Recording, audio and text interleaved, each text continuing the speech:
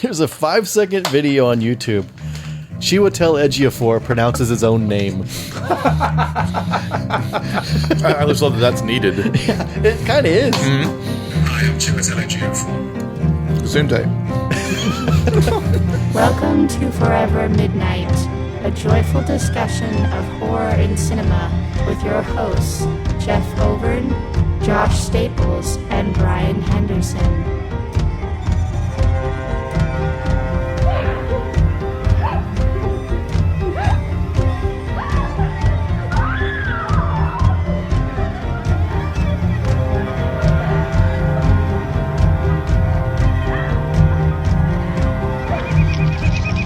$11:55, almost midnight.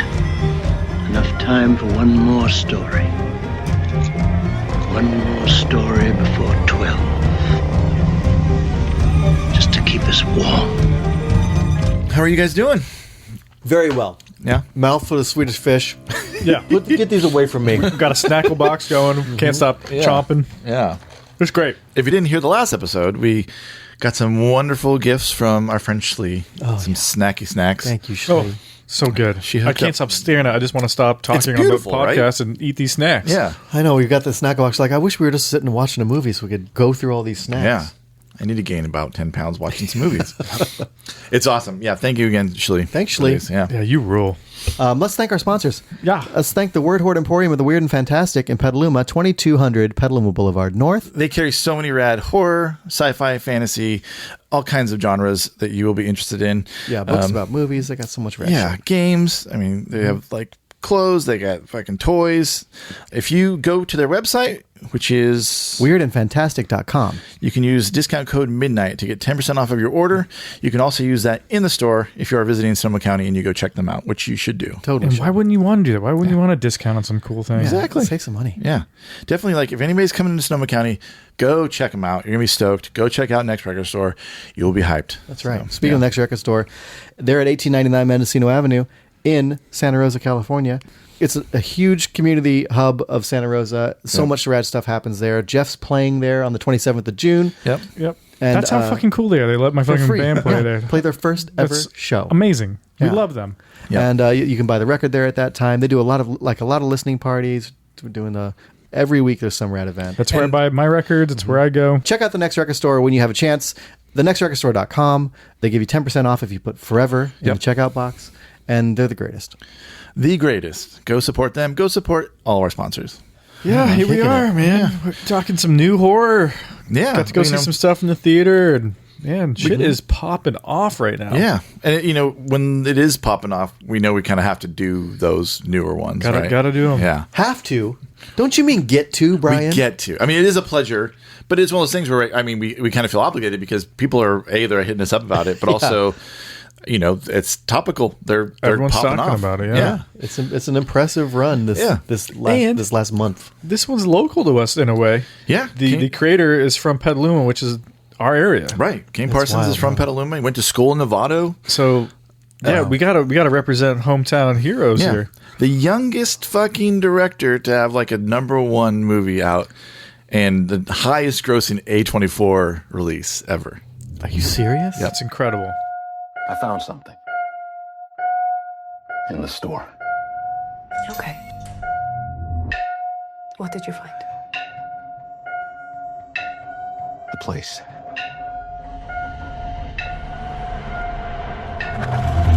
I found a place.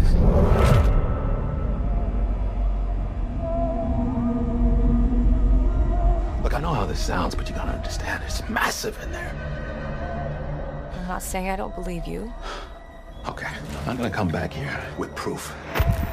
All right, you feel me? Yeah. Follow my lead.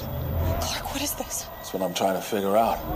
I've been there every night since I found the place, and I still barely scratched the surface. All right, just take it slow. Oh my God. Pull me up, pull me up, pull me up! What do you see? All these rooms. This place builds them. It's like a maze. It just goes on and on. Sometimes I'm scared I'll get lost. Clark, can you hear me? I don't understand. What is this?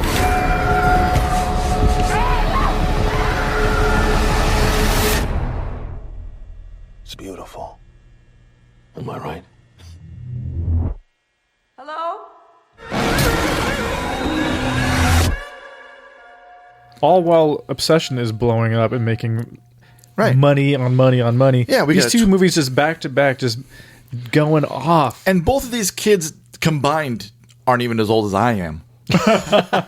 So that's a bummer. Yeah. That's wow. Yeah. I think I got 7 years on the two of them combined. Right. Yeah. That's fucking crazy. I mean, it's awesome. It's totally awesome. And they're coming off of YouTube, they're going viral on YouTube, making great stuff there. Hollywood swooped them up, gave them a little bit of cash, and they're making cool original shit. Yeah. If there is no better testing ground for like experimental filmmaking and using your own unique voice, like this happened with the guys who did Talk to Me and Bring Her Back as well. They were YouTubers before they did anything on the big screen. Yeah. It's insane that Hollywood hasn't been farming this sooner. Yeah. It's proof is right there that they're good and they have ideas. Right. I mean, it probably took a lot of just growing time of people doing it until like all of a sudden there's this is professional level shit. Like when Backrooms first came out, I remember I first heard about it from you talking about it here years ago, and it blew my mind when I first saw it. I was like, oh, this is so wild. Yeah. It's so creepy and so interesting and subtle. Right. And I'm still blown away. And like after I watched the movie, I went, because I watched a lot of it, but like I went back and watched all of it. Yeah. All the YouTube shit. Even some of his other stuff that wasn't Backrooms, but it's kind of related. But I'm blown away that it looks as good as it does because it's not real. Where at least in the movie, we have real sets. Like they built 30,000 square feet of the fucking Backrooms. Did they? I was wondering about that. So much so that cast and crew were getting lost fucking around in the back. I love that. Which is that's awesome and also scary, right? Like it's like totally. But the fact that he made all that other shit with Blender and Adobe After Effects is nuts. Pretty great. Yeah. Is fucking crazy. Like and that was kind of the point too, right? Like he can create something that is like, if I know you can kind of just create floor plans in After Effects and then put your real life camera through them. Sure, because it's he created a found footage thing, but it's just wild. Like because everyone else has done found footage stuff that they have a camera and they're fucking they're just filming the thing. Yeah, and it's like it's practical because you can practically hold a camera and walk around and not have to stage and have actors. Yeah, it's cheap, and you can there's many reasons why people do found footage movies. Also, it's a good device, especially like when it started out. Like it was a good device. It's still oftentimes a fun device. Yeah, there's definitely people that are nailing it, but like I just am blown away that like he nailed it so hard. And granted, like the backroom stuff, like sure, there's parts of it, some of those episodes where you can definitely tell that the people aren't real people. You could tell that they're computer graphics and stuff, and the weird stuff that he does with the make it look like an old VHS tape or whatever helps with disguising it. But he has other shit that he's made that's creepy as fuck. Same idea, not Backrooms. It was going to kind of be related to that, but like he did the same kind of story where it's like that first person kind of found footage style, and all created within those things and looks so fucking real. It's insane to me, and I just don't. I'm like tripping out because I'm like I knew that those were things that people could do with millions of dollars, but to like think about somebody just doing that at 19, a child, 18, 17, when he first that first shit came out, he like was an fucking, actual teenage young person made something that was such a phenomenon that it became one of the biggest grossing movies around. And it's weird because like he didn't invent the Backrooms necessarily. Like he just made it good. Right. I mean, it was like a creepypasta thing, right? Before, yeah. I mean, originally it was just a photo and photos, one single photo, just about, and then like Reddit, threads about liminal spaces and stuff, and like, but it's wild that like, I mean, he did it the best. He.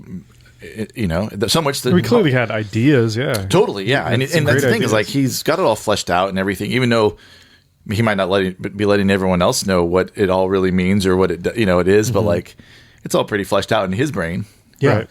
And it's wild, like to be able to like then get handed millions of dollars to then create it in like a real world situation, because like now he's got sets and he's got real actors and like hell yeah, he does. Like and it's.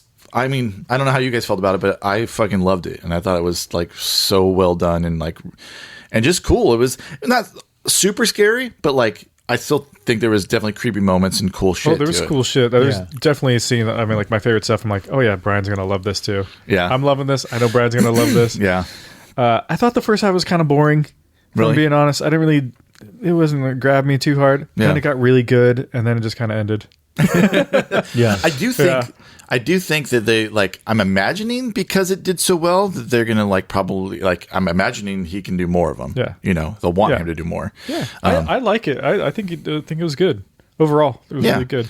And granted, like the Backrooms aren't like a full on like. Even still, there's not like there's a story kind of happening, but like.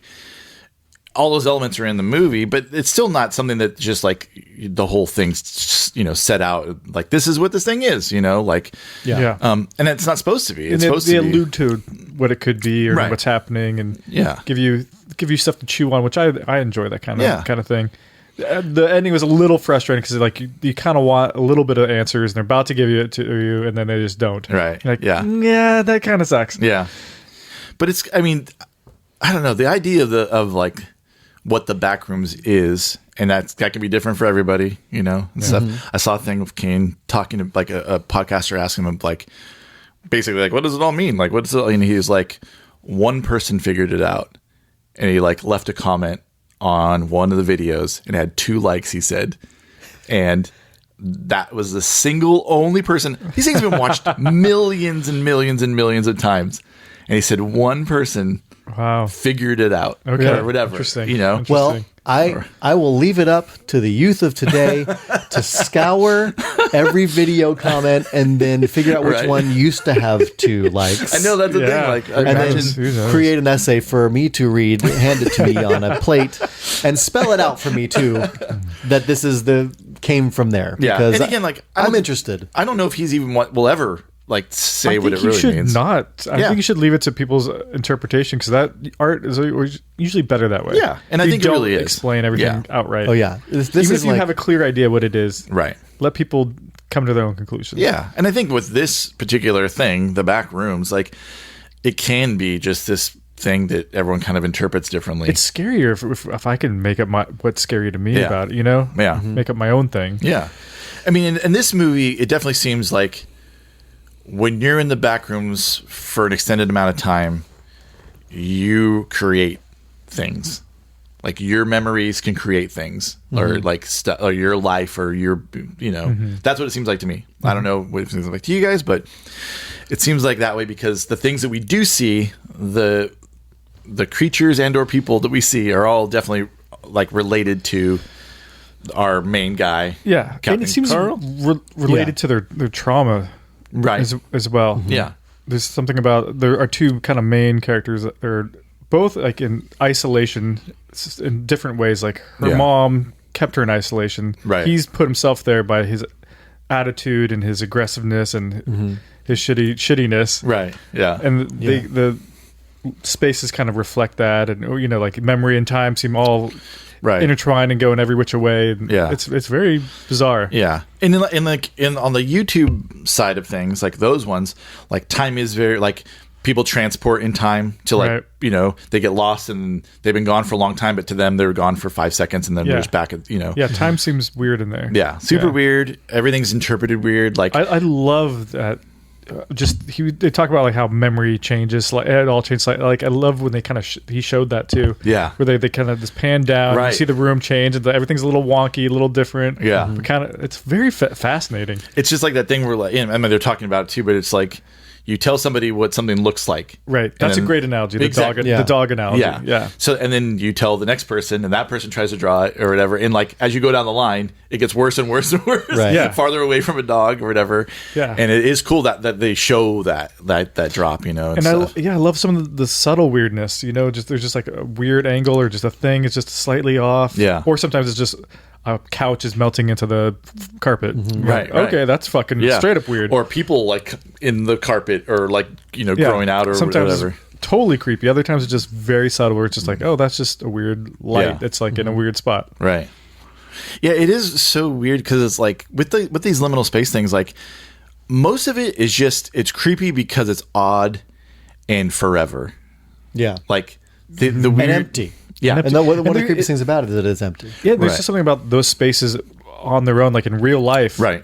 that are just creepy and odd and Exactly. uncomfortable. Yeah. I remember I went to Vegas a couple years ago, and was walking through one of the casinos, and there was just, I felt like a mile of this shit where they just had nothing, and there was in between, like just doors or whatever. Like I could see how if this was packed full of people, like, you know, this would be okay. And they're like reconstructing shit and like redoing something, but it was just like endless that space. I'm like, this is fucking uncomfortable for some reason. It's just no one's here to hurt me, but I'm uncomfortable. Yeah. And then it's also, so it really taps into that odd feeling that you can't explain. Right. It's odd. It doesn't feel comfortable. But also there's, especially like when you're walking and you're essentially lost in this place, there's no way to get out of it. Everything looks kind of the same. Everything looks the same. You feel like you're doing circles. You're lost. But then you're so alone and so quiet and so weird. And so the second that you do think that you hear something or that there might be someone or anything like that, then it gets even scarier because you're like, who's here? When you can't get out, where are you going to go? Right. You're stuck in this lost maze that you, like, how are you ever going to find help? Yeah. And that's what's crazy. Like with the YouTube ones, it's so crazy because it's always like some of the longer ones, which, like, if folks haven't seen these ones, like there's a bunch, but I would suggest the best ones to kind of go through. They're called like found footage 1, 2, and 3. Number 3 came out like a year ago, so like you could tell he was top of his fucking game. Things were looking fucking great. It was longer than all of them, and there's some places that it goes where like there's outside of the back rooms. Which is fucking creepy and weird. Really? Doesn't make any fucking sense. Well, they kind of show a little bit of that in the movie too. Yeah. This, like, it's so cool and so creepy and weird and there is some stuff that happens in the YouTube ones that didn't bring into the movie. And I think I read something that he said something like he didn't want to it was like an extra thing to confuse people. But there's these kind of weird creatures that are in the YouTube ones, which are they kind of refer to them as like bacteria or something like that. They're kind of organic and they kind of grow, but then they're like they make crazy screaming sounds like the pirate did. But they're kind of humanoid, but they're kind of just stick figures almost. It almost reminds me of like Siren Head or something weird like that, where it's kind of shaped like a person or like a thing, but so scary though because you just get these glimpses and the sounds. The thing about Kane Parsons is like he's doing all the music. Is he? Yeah. Well, I thought he had a composer. He did all the music with all the background his shit. Little videos. Yeah, because in the movie he has a composer. But he worked with that guy, so he collaborated with this guy. There's for definitely the movie like a sick sound design thing happening that really adds a layer of uncomfortableness. It's because he's making music, editing, doing all the stuff on Blender, like all that shit. So like, dude's fucking talented. You know, like, also, dude has not seen the daylight in a while. No, I mean, I can only imagine like for how big these spaces seem within, just watching them to like imagine creating that out of nothing, right? To make it look real, like. I remember the first time I saw someone, and this is probably like over 10 years ago now. A friend of this kid named Emil Rosewater had made a video for their band, and it was in After Effects, and it had that video effect too, and it was all puppetry, and it looked so fucking cool. I couldn't believe it, and I'm like, this is a teenage person who made this ripping music video for we all know the kids and their bands, but local. I was blown away, and I'm like, After Effects can really, if you do it right and you treat it right, like you can do some amazing looking stuff. And especially if you make it look like an old video, then it puts you in a. Not only is it how it looks, but it's how it makes you feel. Right. So much of Backrooms is how it feels. It feels so wrong, so endless, and it's not remarkable. It's the same wallpaper on nearly every single wall, right? And you can tell the movie. I did not know it was not CG the whole time. Yeah. I didn't see why it wouldn't be. Yeah, and I kind of love that they had the money, so they built the space, like at least 30,000 square feet. It feels good. I like it because it feels real. It feels like the people are in it. The actors are in it. It might have been necessary when it gets to the big screen to have it do that. I think so. I do think so. I mean, but at the same time, like the newer thing that he did on YouTube could have been on the big screen because it doesn't have that effect on it, but it still looks as real as you could step into. And like it feels genuinely real, but like at the same time, I know it's impossible, right? Like you're looking at something, you're like, this is impossible, but it looks like I'm standing in it. Yeah. I love that this movie takes place in the 90s. That's fun. That's fucking Santa cool. Clara, San Jose area. Like that's I love fun. that shit so much. I mean, I love the he went to therapy. He's talking to the other main character. Right. And they're doing this mirroring thing. I like how that translates into what's going on in the fucking backrooms area. Right. Like in the later scene. Just thematically, I like that connectivity, and then how it comes back later in the movie. Yeah. It's all very clever, very nice stuff. Yeah. Because you think and he's not taking any accountability for his bullshit, and he still doesn't later on. Yeah. And he's like, he'd rather live in the fucking backrooms and take any fucking responsibility for his life. Right. And then so much so that he also just like discounts the seriousness of where he's at, or the consequences of him doing anything in there, you know? Yeah. And it literally bites him in the ass. Yeah. Yeah. I appreciate that, like, we get a weird big thing that's a real actor, you know? I recognize that dude immediately. And I was so stoked. Right. So happy to see him back. Because, both roles now have been so cool. Right. So amazing. How so can scary. it not be? Because he's the real, genuine person that looks great. So tall and crazy. Yeah. I love it. Yeah. So that was cool. I mean, it's kind of silly, but so scary too. Yeah. Because you're kind of like, this is goof. And then you're like, but he just keeps coming. That's what makes it even scarier, is that it's a little goof. Yeah. Where you're just like, because it's just like slightly off and should be super benign, but I love the look of the other characters, the other still lifes or whatever. Dude, they're just kind of faces are just kind of doubled in weird ways. Yeah. Or slightly off or really off. Yeah.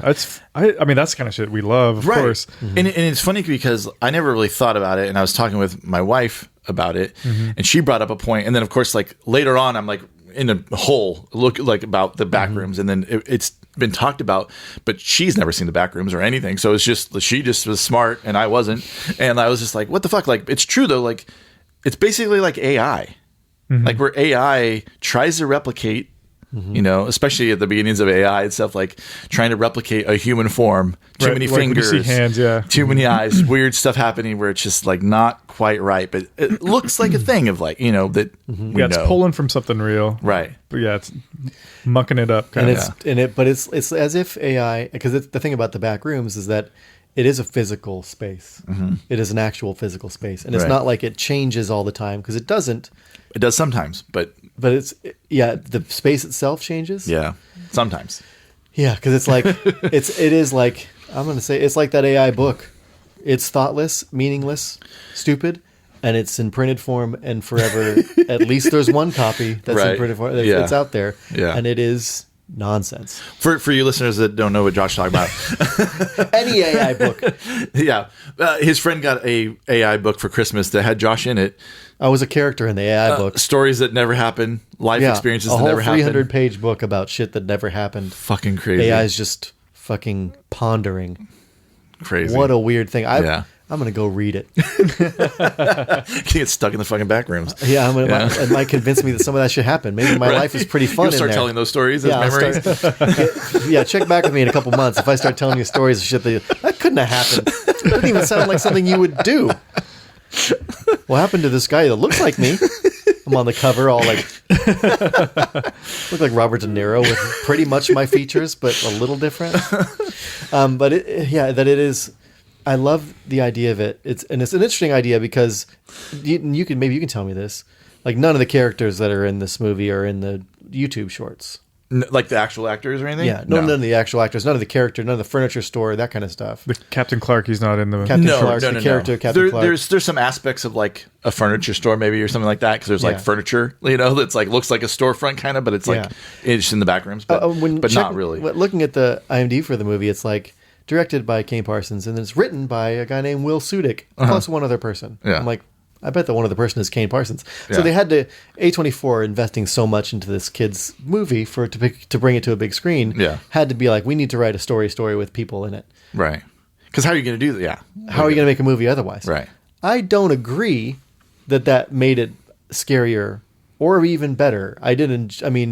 For people to latch onto a movie, it would have to have some sort of characters. Totally. And I also think that, like, you don't have to see all that stuff on the YouTube. Yeah.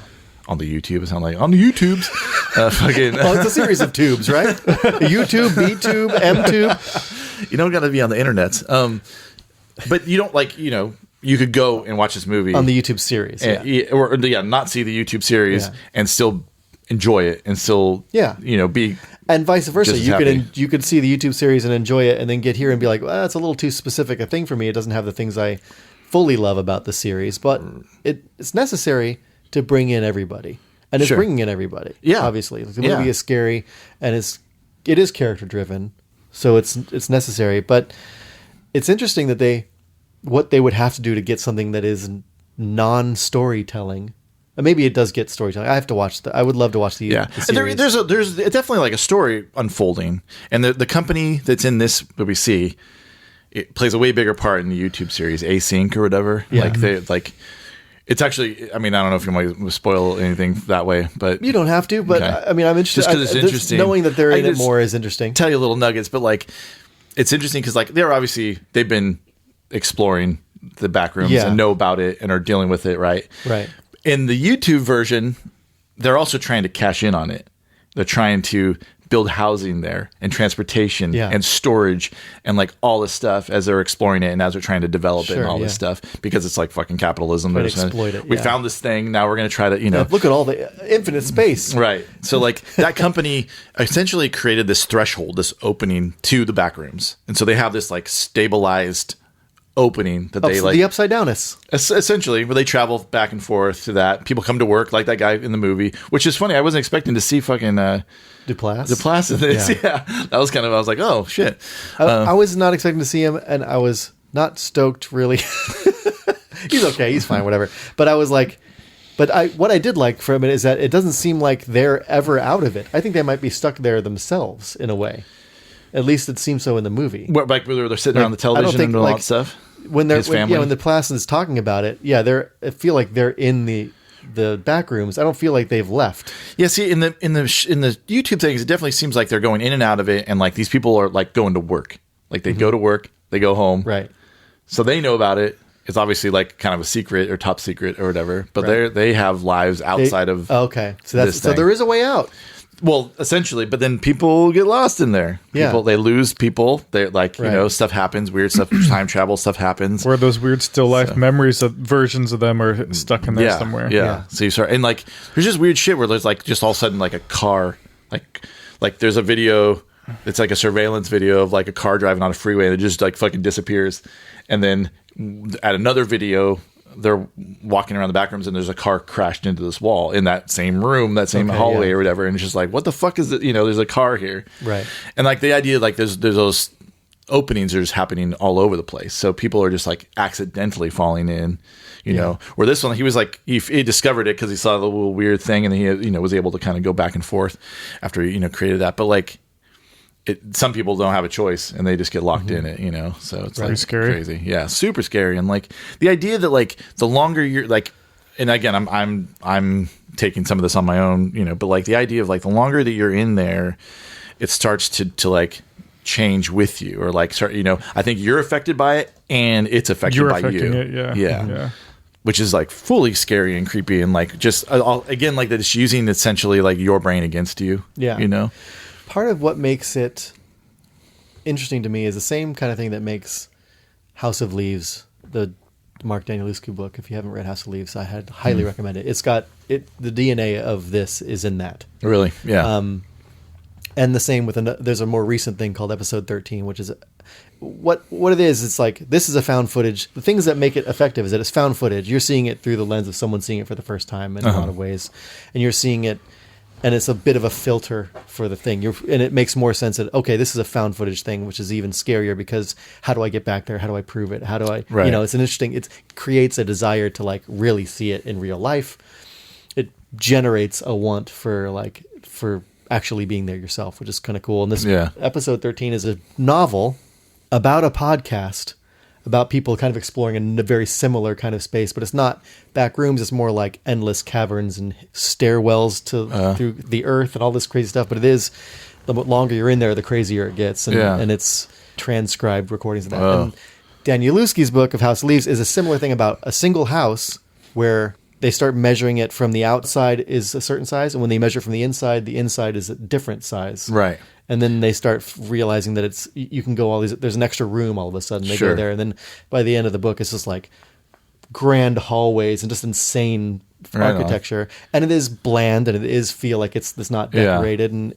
But again, you're reading a novel about a film, about an account of all this stuff. Yeah. And I feel like that is it's a smart device. Found footage is a smart device in a lot of ways. Yeah. But the idea of it being space that is unattainable, endless, and you'll get lost in it is dreamlike. Right. And then if there's a threat, the threat of just being lost and stuck, no way to get out, but now something's pursuing you. And now, right.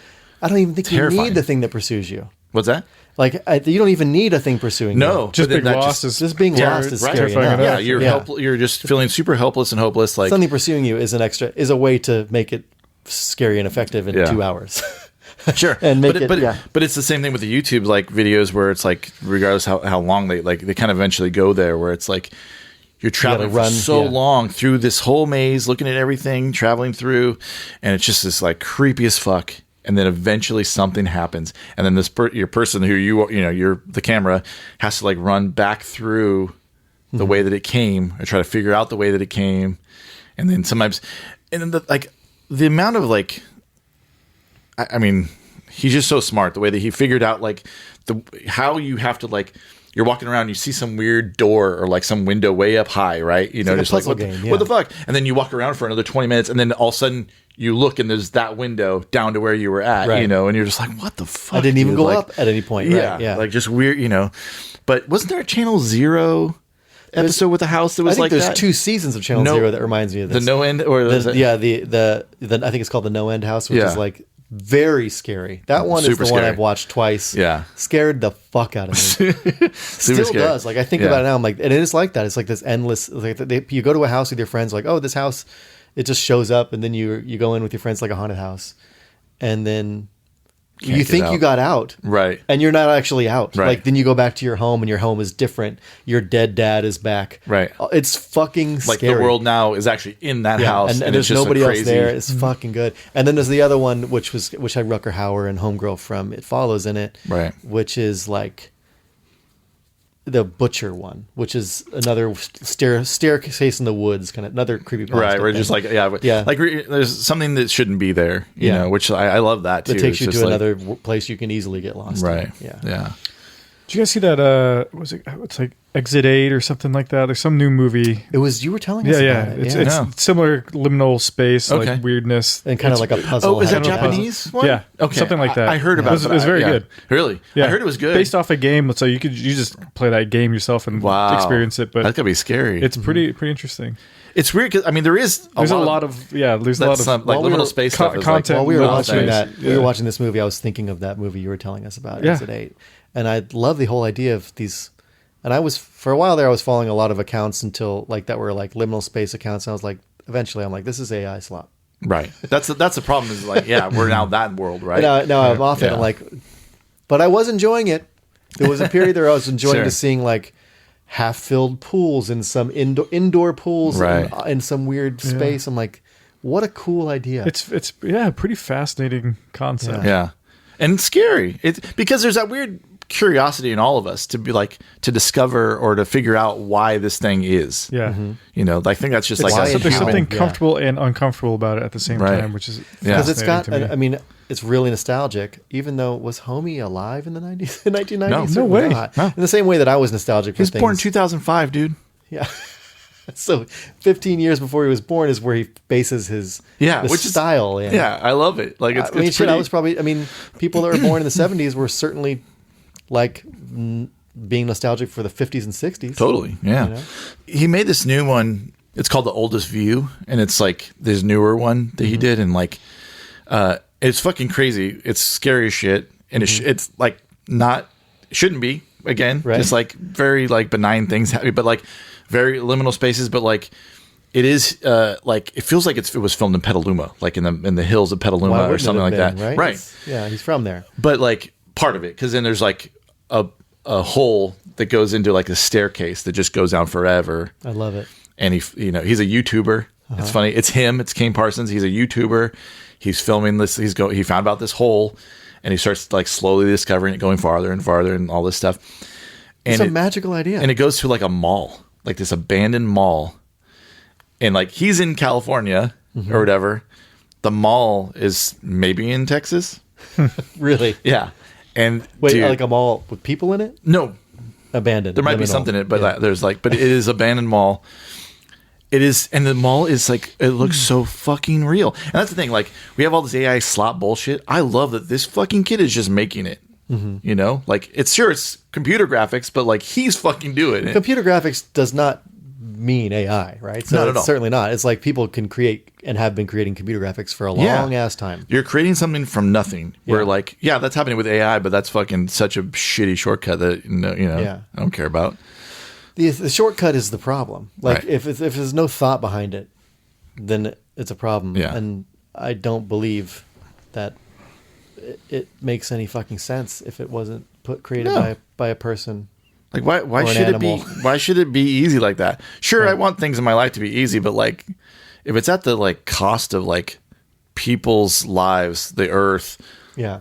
all these things like Not to mention the people like respect the time that this person took to create this thing, years and years of creating it and testing it and gathering a following and all that kind of stuff. Like sure it's computer generated, but it's mostly generated from his brain and his ambition. Right. Like the time that he spent indoors. Like think of it, this kid spent his entire teenage and adult life indoors. there's multiple to entertain us. There's multiple of those videos that are like 45 minutes long. Yeah. And all I can imagine is like, if I'm sitting here for 45 minutes, how fucking many years did it take you to make this thing? Right. Like how fucking Shit, long? maybe he's fast at it, but I think Totally. he's got the idea enough to like, this looks cool, but how do I make it make sense and how do I make it appeal to people? Yeah. It's really well put together. And, Yeah. and I think that it is sort of boring is part of the whole thing. It's so boring. Right. Like the back rooms are boring, dude.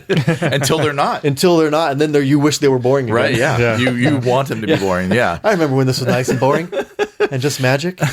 I love how like he starts taking furniture out of the back rooms. Yeah. Like pretty soon that whole pile just is gone, and like he's taking all the shit into his store. Yeah. Just funny. I'm like, so free furniture, but I can make money on this. right.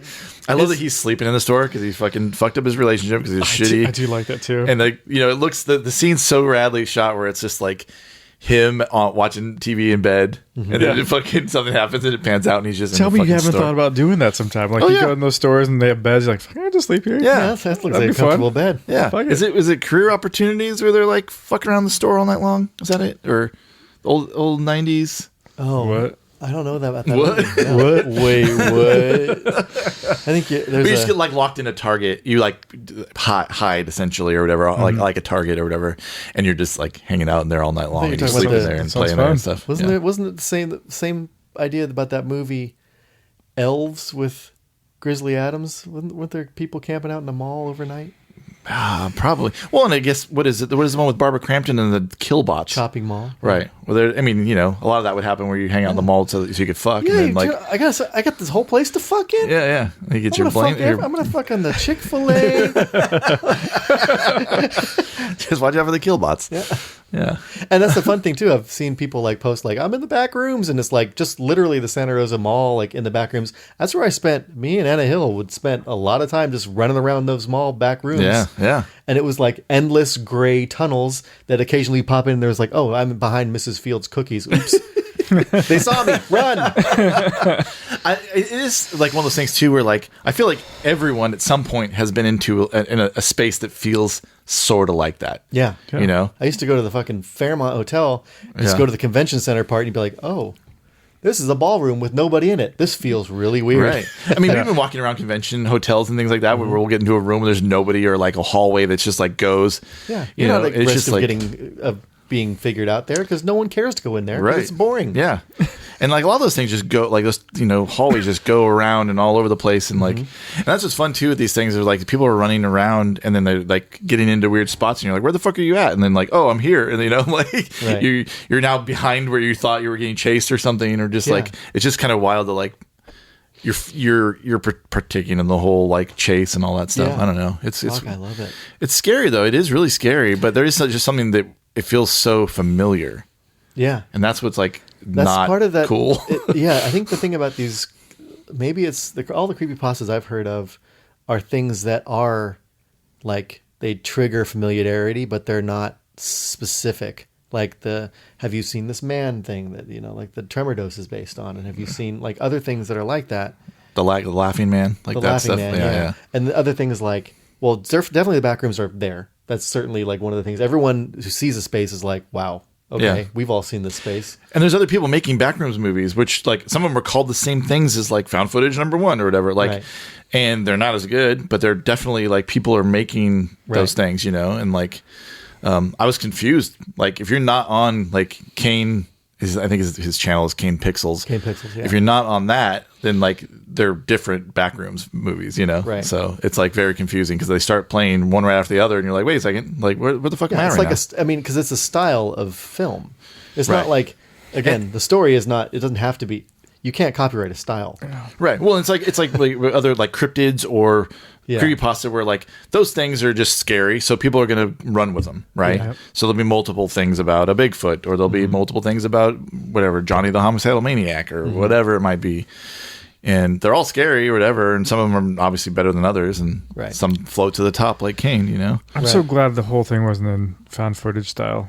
I mean, I obviously had to do a little bit of that because that's kind of the thing, but thank God it was filmed like an actual movie. Plenty. Yeah, having just some of it was plenty. Totally. Yeah. I mean, that's the thing, like, because with the other stuff, they're not real spaces, so he has to do that. You have to, Yeah, and I think he would have to do it in order. If it was no found footage, it would not appeal to the fans who've been with him since the beginning. Like, since it all is found footage, you have to include it. Yeah. That's it. Because my kid knew all this stuff. He's seen all this stuff, and like so, he like his question as we were walking over to the theater because we went and saw it together.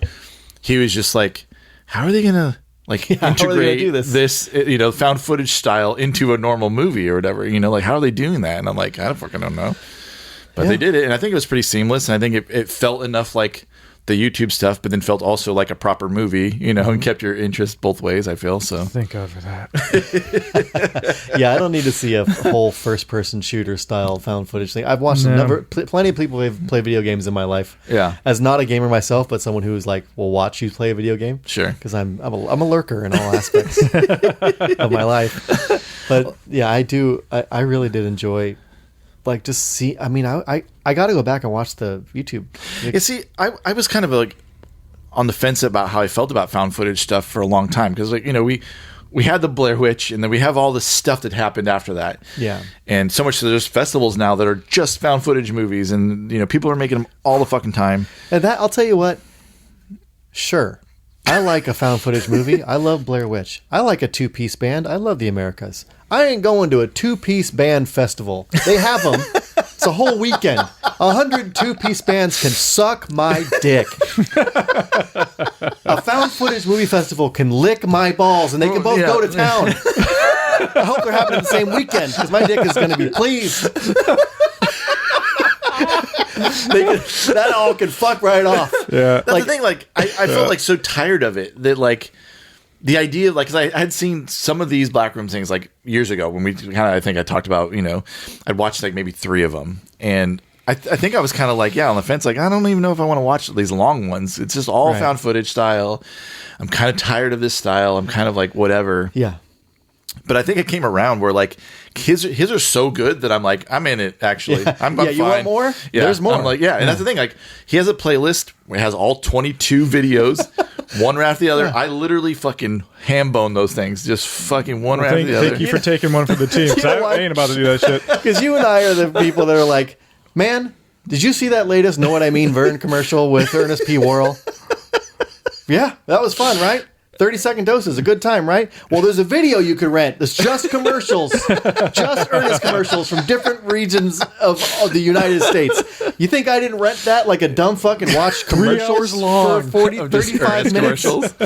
Fuck. Yeah. Whoa. Like, talk about a fucking pre-YouTube time waster. Yeah. Yes, sir. See, that was me giving good money for it. And I wouldn't normally, like, there's no fucking way that I would do that with most things. Sure. But after seeing the movie, I was that invested. I was that stoked to kind of, I'm like, I want to, like, Dylan kept on doing a thing where, because he knew all the stuff. So he'd be like, oh shit, that's from this. And I'm like, shut the fuck up. I'm like, what are you talking about? But there's like the company, the construction company that was like tearing down their house or whatever. Mm-hmm. The name of it is like the name of this like botanist that is like this, there's this weird puppet thing in the oldest view that is after this botanist thing. And that's the name of the fucking construction company. So it's like kind of a weird Easter egg for his newer thing, you know? Right. And there's a few things like that where like Dylan was just like, oh, you know, and like, Yeah. But like the scene with when the fucking stupid ass camera kid goes down with the rope and then all that whole scene is so fucking scary. Yeah. Like finds his shirt down finds there. his shirt, the clothes, like I like the idea of like whoever's falling into it for the most part's getting fucking absorbed. Like chomped, and their clothes are just getting piled up. Whose shirt and clothes did he find? The camera kid, his own, the apartheid shirt. Oh yeah, like it was down there. Yeah, it's like the first shirt he finds on the pile is his shirt that he was wearing earlier in the movie. Wild, right, right. Yeah, yeah. And then their sandals are on the carpet. Later on, we see the throne. Right, Captain Kirk's throne. Super scary. Yeah. Like that's the whole like even so much when they go back down there and then like that one door just kind of slightly closes, there's blood everywhere and like right. Ugh. And I like when you're down there, you don't realize that you're in essentially a sideways, upside down room, right? Until like they start panning. When you start getting disoriented, you're like, "Oh, that's a hallway up there." Yeah, right. Pretty cool. Yeah, that was really like great. all that disorienting stuff. Do you think so Captain trippy. Kirk was trying to hurt her or get help from her? Captain Carl, thank you. You keep saying Captain Kirk, and I'm like, was there a Star Wars thing I didn't see? Yeah, I am saying Kirk. Carl. Captain Carl was Captain. It's his twin, right? Right, exactly. It's his shitty twin. Captain Kirk, Captain Carl. It's real weird. How funny is when he's dressed up like a pirate doing the commercial? He's got the peg leg and his legs sticking out the back and just like hobbling around. Keeps eating it and like There's a lot of people talking about how that's really him, the Captain Carl. At the end is actually the real dude because there's like you see his dead body later on the slab there and there's like a X-ray and there's actually bones. That's the pirate. Yeah, the that's big what I'm pirate. saying. Yeah. That's what I'm saying. Yeah. That thing was dead. Yeah, but people are saying that's the real dude, and the other guy got chomped is a still life, is a different guy. Oh, weird. Because it seemed like he was trying to not maybe attack her as much as like get her to help him, and she like beat his head in, and he didn't have stuffing. You know, he wasn't full of stuffing like the other ones were. Huh. And there's the X-ray, and you see bones and brains and shit. So he's not full of nothing. Right. Yeah, I don't know. It is weird because like those other ones, like he's like you could eat them. Yeah, I'm sure going to eat them. That was trippy because so nuts. That's definitely like a new. And the best part and that redhead is definitely a weird version of his wife. That's totally 100%. I think those two other people I think relate to some stories he's telling about too. Yeah. Somehow, he said that was his house as well. And then the little still life with the lamp. Love it. The lights go out and he's all tick, like fucking tick tick tick. Yep, that was pretty good. So sick. Yeah, all that stuff is great. That's interesting because I was reading just like that was the big pirate, but like I didn't read that like that could have just been actually Captain He's Carl. been in there so long, time's weird in there. Right. He knows how time works. Yeah. But he looks like, if you look at his face, he doesn't look mean. He looks almost like concerned and scared. Yeah, he looks the big pirate. the Yeah, big totally. pirate. Yeah, that's what I'm saying. Like it looks so benign that it shouldn't be scary, but he's pursuing But he's chasing you. after you. Yeah. But then like that other like Carl that we in the kitchen or the dining room thing that happens, like he's not afraid of that pirate and lets the pirate pick him up and he's just talking to him normal. So you're right. It could be that thing is just a dumb still life that is just kind of but it's talking and it has like I don't know. Those other things don't talk and like I don't know, man. Yeah, he's interacted with that thing before. Once he got permission to like be a shithead from his therapist, that's when he like gets ate and gets attacked. There's something to it. I can't put my brain together to figure it out. It was very scary when like all of a sudden the redhead that's not doing anything just takes off fucking running into the corner. Oh yeah. Because she knows like what's coming, but like it's funny that she's not, there's no spark there, there's no nothing until like that happens and you're like, what the fuck's happening? There was also the part where they're in the Christmas tree room. Oh, that was a very scary part. When you first see the redhead, and she's making some noise, so she's vocalizing some noises. Yeah, in there, but that's weird that she wasn't in the other room. But yeah, and that fucking got me. I'm like, all right, you're meaning to scare me here. It's working. Well, because she's like, oh, who's there? And then like the little guy turns on the lamp. Yeah, and then she comes fucking around, like, and it's playing that creepy ass weird warped version of Feliz Navidad. Yeah, and it's like, oh my god, like how is this song so scary right now? That room where it's just like the middle of it's all emptied out, and it's just like endless bottomless pit, and she has to climb up these stairs with no. I was ready to lose it. She like tried to open this weird little door at the ceiling. Fuck, and the door actually falls. It just fucked me up. That whole scene. His arms are just grabbing her. God damn, that was scary. That was extremely scary and intense. Yeah, and she got right back into the furniture store, but it was a strange liminal version of it with concrete instead of doors. Yeah, and what's an interesting thing with like, and it's kind of common thread through all the backroom stuff and through the oldest view stuff too. Like, there's these things that are like, that thing's huge, and it shouldn't be able to pursue her as well as it does. Yeah, and keep up with her, and like you wouldn't think it'd be fast enough or able to move around or get into these little things, and they do, and it's like so scary because of that. Because it's like, again, there's plenty of places to hide and escape from it. You think. But you got to do that, but they're endlessly pursuing. And like that thing knows where you are. It's like it knows no matter where you're at, it's coming for you. It's kind of It Follows, you know, like like if you just sit still long enough, it's coming. You know, it is coming for you. Oh, but yeah, that's so fucking scary. I mean, I feel like it's just a very small portion of the whole world, endless world that is Backrooms. This is just one tiny story within it, right? This is just an example, and it's the part that. Obviously, that the async people are able to come in and out of and are doing their thing. You know, they got cameras set up and shit. But it's interesting because that last scene where we see that there's a still life of her, means that she's been in there long enough, right, for them to start. There's shit starting now to happen because she's been in there. So again, the time stuff, like who knows how long she's been in there for? You know, right? There was this when she's talking to Duplass at the end, where she says something like. Am I out of it? We're still in this place? He goes, yeah, we're in here. Yeah. Like it made me think that maybe having not seen the series, maybe they're not out. Maybe he's not out either. Maybe they're still working from within there, but they have no choice but to be in there. Because I mean but they know where the door is in this shop, obviously. They know where the door is inside the furniture shop. Well, they know where their own door is for sure. Yeah. Right. Yeah, fucking weird. I'd watch more. And again, it's like one of those things, like because it is so crazy, and you can just think about it for so long about what it means and what it's doing and what it is, and like in the way it looks. Like, I'm making fucking another movie. I'm in. You know, making another movie, or I'd be interested to see what they do outside the Backrooms, and if this is the oldest view is something like that, I'd like to see that. Yeah, too. It was going to be part of the Backrooms, and he decided to kind of to separate it. But it's very much that. It's funny though, he references the Backrooms in it. Really? Yeah, as a YouTuber, he's like, "This is like the Backroom," you know, like so. There's that kind of meta. That's funny, you know, thing. But it could very well just be a Backrooms video, you know.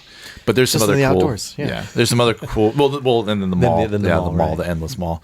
But there's just like crazy other shit in there too, and like it's just. It's so vast, and again, I'm just like blown away that you can just create that from nothing, and it looks so good. Yeah, because like, sure, you could create anything from nothing, but like, it's gonna look shitty. If I did it, it'd look fucking shitty. You know, like it's gonna look horrible. The fact that it could look so amazing, and that kid just sitting in some fucking basement somewhere, just doing that. Yeah, you know, somewhere down the street, pedaling him. Yeah, so crazy. So yeah, I don't know. And again, I'm so happy that it's just like. We have these young people that are making these original stories, and Hollywood's finally like taking notice. And of course, they're taking notice because they want to make money. But I'm glad make these for cheap, and they make money, right? Yeah. And people are going to come see them. The theaters have never been more packed in the last fucking 5 years. It's like crazy. It is so. Not only the two shows we saw in a few days, we saw Obsessions and Backrooms within a few days of each other. Were fully packed. Yep. Fully packed with really young people, and kids just fucking linger afterwards. They're just chilling in the movie theater talking and like, wow. Yeah, I mean it's kind of it's cool. It's really fucking cool, and it's like we're in this cool space now where it's like, I mean, we've already been having all these amazing rad horror movies the last like 5-6 years post COVID. And now, like with this happening, it's like, it's rad because we're dipping into these young minds that have fresh fucking takes on shit and have ideas, and they're actually getting chances, you know. And they're bringing people out to see the movies, right? Because those young people are stoked on there being other young people, and that's, I mean, part of what it requires to keep movie theaters going is to have people stoked on going, and then to have a fond memory of going when they're young, right? Like that's crucial, because then you recapture that by going to see movies outside of your home, and on huge screens. I think it's crucial to keep them open, and it's good to see that affecting young people because I was really worried. Yeah, for a long time. I mean, no one, dude. So much so. Did you guys hear they're bringing an IMAX thing into the theater, fucking in Petaluma? Mm-hmm. I saw that. Yeah, they're making an IMAX thing. Like that's fucking sick, dude. I'm super hyped on that. I don't know how. I don't know how either. But thank God, I'm tired of driving to fucking Fairfield or fucking SF. San Francisco. Yeah. I saw Master of the Universe in Screen X, which is not IMAX. It's just that it's got screens on either side of you as well. Oh, so like it just stretches certain elements out. Where were you at? Petaluma. What? At the Petaluma Cinema. Petaluma. Yeah, it cost $25. You gotta pay for those extra screens. Yeah. And it was strange the things they chose to stretch out. Weird. Yeah. But it was all in the movie. He-Man? It was in the He-Man movie, yeah. It was the Universe movie. And it was, I mean, I loved it personally. Yeah. I love the movie and I'll go see it again. But it was a bit distracting.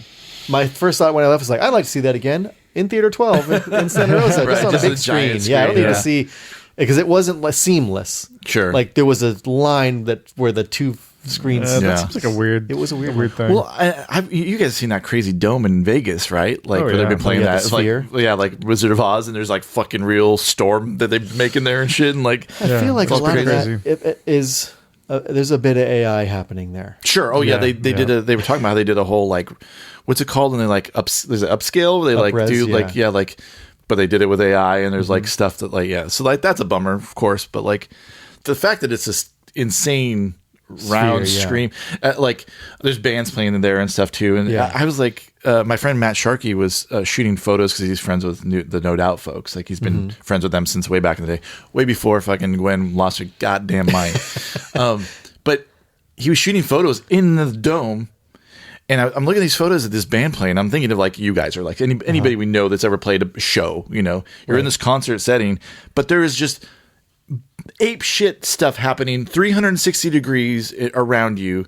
Like as a person that gets very easily overstimulated, I'm just like, I don't even know if I could fucking play. Like, I don't know if I could either. Like just like so. Not to mention that there's like 30,000 fucking people or however many people that sits in there. Who's even watching you? If right, you're looking at this big old screen everywhere.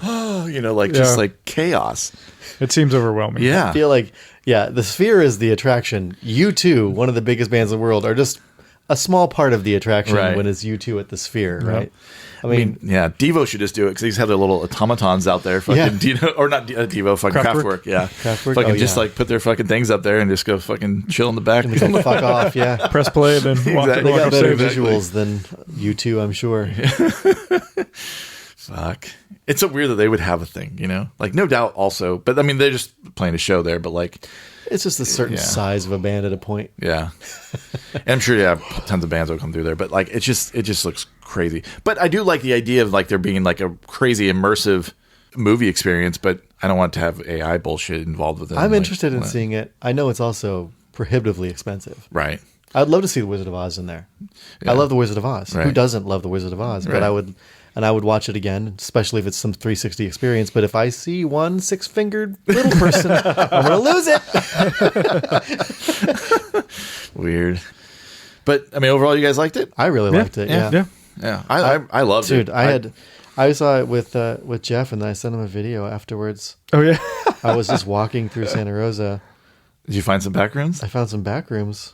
It's straight up, dude. It's really funny. I was just like, oh, sorry, I took so many pictures. It was cracking me up. You sent that to me like, oh my God. Did you walk home from the theater? Yeah. Whoa. The little pile. Like, you're just like, what the fuck? Lights on. Yeah. Yes. This is like 10 o'clock at night. Yeah. Or later. So weird. That's just on the corner of Mendocino and 7th. That's just the old magazine store, the old OP Comics and Games. Oh, really? Yeah. Weird. And I was like... There's a pile of dirt in there? Yeah, a pile of dirt, a hole in the ground, and an exit sign with all the lights on late at night. I'm like, what are you doing? Did they just go see Backrooms too? Oh, I got just a space. Leave the lights on.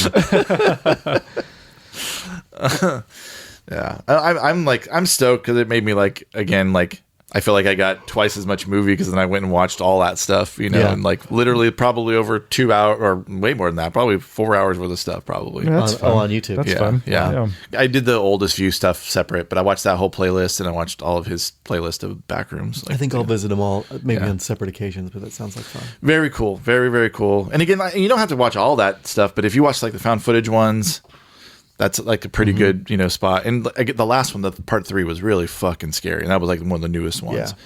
Yeah. And I was just like, this might have been scarier than the fucking movie.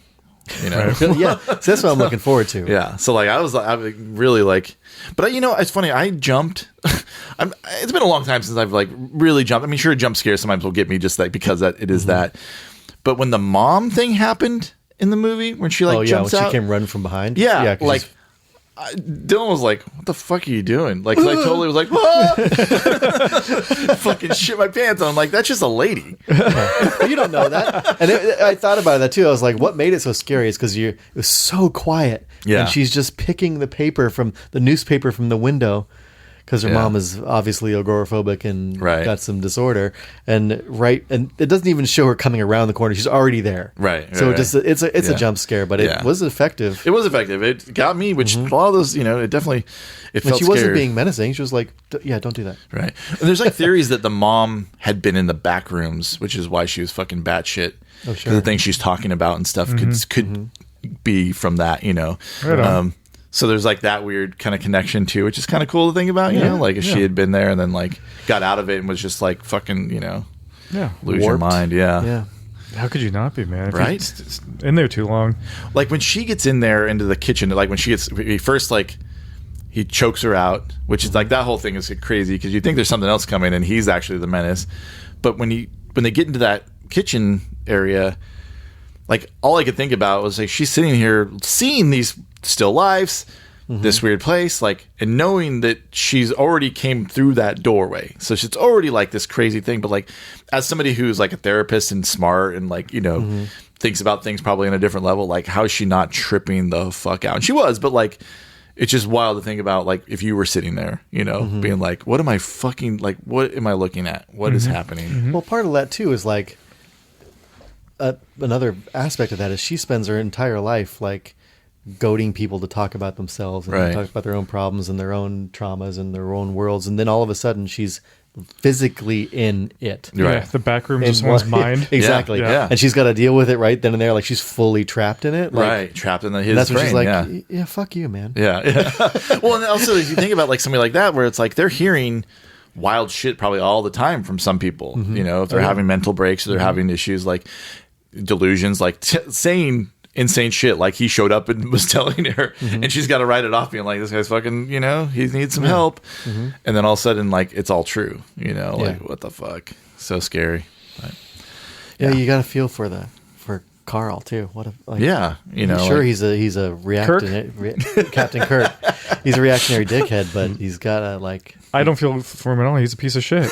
Straight up a piece of shit. He won't take any accountability for his own shitty actions. And she calls him so on that, which is like, it's just a rad because she's just like, you're not taking responsibility for anything. Right, it's everyone else's fault. Yeah. Right? And he's just getting fired up and getting mad at everyone else and playing the victim when you're not the victim. Yeah. Right. You're right. Yeah. You don't got to feel for Carl. I don't feel for him. Now, Kirk, you might want to feel for. Kirk, you just tried to beat him up and you got lost. Kirk got stuck on that planet in generations. Poor Kirk. Remember that one? Yeah. He was just trying to fuck an alien. Yeah. What's wrong with that? Fuck a blue chick. Think of all the liminal planet spaces you could fuck on. Planet fucking backrooms.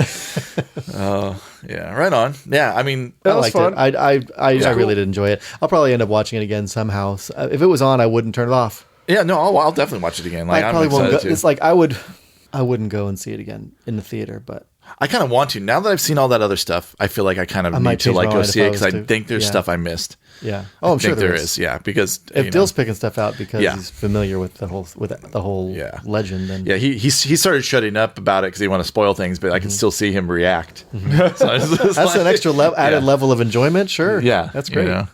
And again, like he is of that. He's a filmmaker. He wants to do stuff like that. It's like taking him, like that was so fun to like take him to a movie, especially for like a local kid who's 19 years old, 20 years old. Like for Dylan to kind of see that is like really exciting, just like it's a cool time for younger creative people to like see that like the possibility is there that you don't have to wait till you're fucking 40, that you can actually like have something happen. Just make stuff now. Always be making stuff. Always be making stuff. That's tried and true. Spielberg was always making stuff. Yeah. And always put it out there. Because someone's going to see it that's going to like be taken by it. Yeah. Night Drive. Yeah. Yeah, exactly. They won't give us the money. They'll make just it take their own. Yeah. Literally taken by it and taken from us. Like, oh, they're old. They're going to die now anyway, so it's okay. This was made how long ago? 6 years? That's ages ago. Isn't it crazy to think it's been that fucking long? 7 years. How fucking crazy is that? Yeah. Wow. Anyways. Well, let's thank our sponsors and get the fuck out of here. Let's thank the Next Record Store in Santa Rosa, California, 1899 Mendocino Avenue. It's a great store. I work there. We have all kinds of CDs, records, tapes, T-shirts, posters, that kind of stuff. Movies now, DVDs. We have some of our picks up Got there. VHS there, vintage VHS. Those are the most important ones. Our opinions. It's true. We have a whole section of that. Right. Forever Midnight choices. Our choices, yeah. You our curate faves. it. Yeah. TheNextRecordStore.com is how to check out stuff if you don't live in the area. You can get 10% off anything you buy there if you mention us, put Forever in the checkout box, and it'll be automatic if you're shopping online, or in person, just mention our name. Yeah. And you'll get 10% off. Yeah. Your records, tapes, and CDs. It's great. Love it. Yeah. So, next time you need to buy a record and want to buy a record, head over there. Yeah, that's where you go. TheNextRecordStore.com. Yeah. And again, Jeff will be playing with his band there on the 27th. That's right. Saturday the 27th, free, 7 o'clock. Free, 90 free. Mm-hmm. And there'll be some records available also. Brian's going to be there. Josh's going to be there. Yep. We're all going to be there. To entice you to come. Yeah. It's a kind of a show listening party, like whole thing. Just a celebration. Yeah. Putting out this work. And the album kicks ass, so come and check it out. It's so good. You gotta get yourself a copy. Yeah. Definitely check out the Next Record Store. That's right. Yeah, and also Word Horde Emporium of the Weird and Fantastic in Petaluma, California is a great bookstore.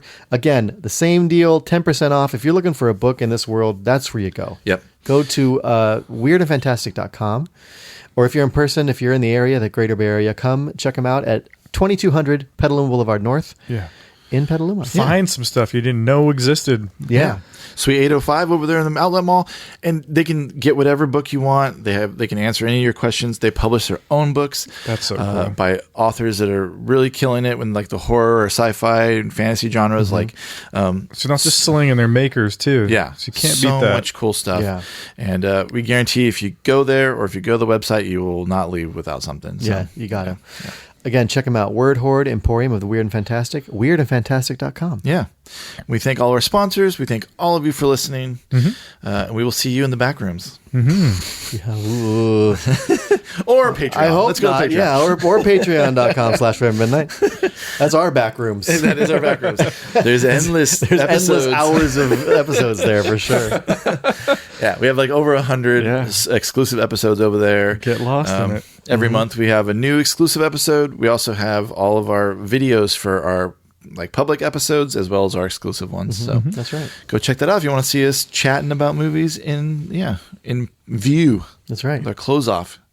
Or on. Dressed up as pirates. There's this guy who buys shirts from Miami. He has a company called Meth Syndicate. And he made a shirt that said, a giant pirate ate my ass in the back rooms. He's the one that made that I'd rather be drinking a Margaritaville hat. So it's just like funny like shirts and shit. I laughed so hard. A giant pirate ate my ass in the back rooms. And all I got was this lousy shirt. That's what it was. Always all I got was this lousy t-shirt. Yeah, and it's got like the Jolly Rogers like thing. And then it just says that. Oh my God. Kick ass. Right on. Check out our store, which is forevermidnight.store. Please do. All kinds of good stuff up there. And we love you all. Okay, bye. Thank you, bye.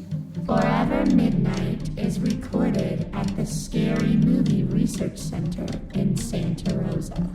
The music was written by Josh Staples, recorded by Paul Hale, and performed by Linda Amari, Elliot Whitehurst, Paul Hale, and Josh Staples. For more information, visit forevermidnight.com.